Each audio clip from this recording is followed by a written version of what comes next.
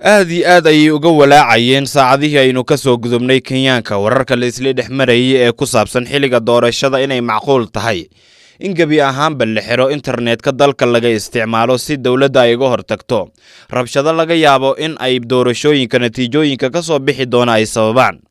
haddaba arrintan waxaa beenisay dawladda waxaana la hadlay warbaahinta wasiirka arrimaha gudaha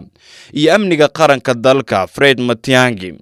kaasi oo shaaciyay in haba yaraatee aysan jirin qorshe ay dawladda xilligan ka leedahay in gabi ahaanba ay jarto internetka inta lagu guda jiro doorashooyinka. Mr. Matiang'i ayaa ku nuxnuxsaday in Kenya ay xorriyad xoogan ka jirto isla markaana aysan macquul ahayn xilligan in la jaro internetka oo shacabka lagu soo rogo xayiraad. waxaa sidoo kale uu xaqiijiyay inuu jiro mid ka mid ah saraakiisha guddiga qaran ee isdhexgalka iyo mideynta shacabka ee magacooda loo soo gaabiyo NCIC oo sheegay in la xanibi doono adeegsiga baraha bulshada gaar ahaan dhinaca Facebook haddii shirkadda Facebook ay xakameyn weyso hadallada naceebka iyo kicinta abuuri kara ee ay u isticmaalaan bartaasi qaar ka mid ah muwaadiniinta Kenyaanka.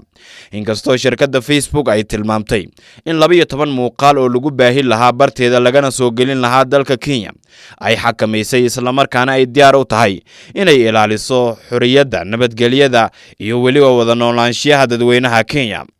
wasiirka arrimaha gudaha ayaa sidoo kale hadalka saraakiisha NCIC wuxuu xaqiijiyay inay ahayd fikrad xitaa haddii loo soo jeediyo dawladda aysan wax tixgelin ah u muujin karin, laakiin ay tahay dawladda in mar walba ay ka shaqeyso amniga in laga wada shaqeeyo isla markaana cidna aan la doonayn in xadgudub lagu sameeyo. halka uu tilmaamay in nabadgelyada dalka ay muhiim u tahay cid kasta, laakiin meesha laga saaro wararka la isla dhexmarayo ee ku saabsan in ay jiraan fursado xilligan dawladda ay ku raadinayso in xilliga doorashada lagu guda jiro gabi ahaanba internetka hawada laga saaro si dadka xitaa doonaya in kicinta ay sameeyaan aysan ugu suura galin hawshaasi.